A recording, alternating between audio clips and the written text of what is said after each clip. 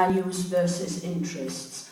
I won't argue for values. Although I think that the public and the international community does put importance on values and human rights.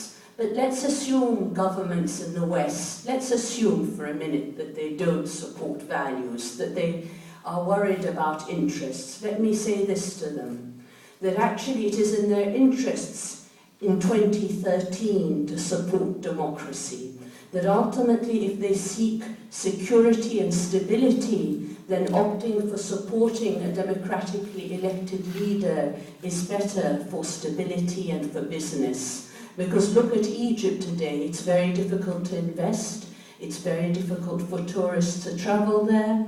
There is the fear of growing radicalization, this radicalization that the West has tried to fight now for some time, because the message is going out loud and clear.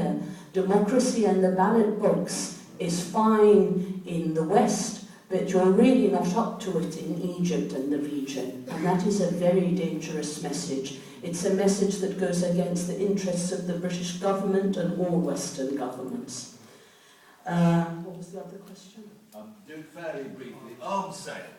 Well, arms sales, Britain is not, doesn't provide as much arms to Egypt as it does to the Gulf, but nevertheless it had halted that briefly after the coup. It has now resumed arms sales. What we can do about it as British citizens is to ensure that we expose the situation in Egypt over human rights, to say that we do not want our government to sell arms to a regime that kills protesters on the streets, and we can do through lobbying our parliament, our MPs, and ensuring questions are raised to the Prime Minister at question time. We can go into the detail of that after the meeting. Thank you.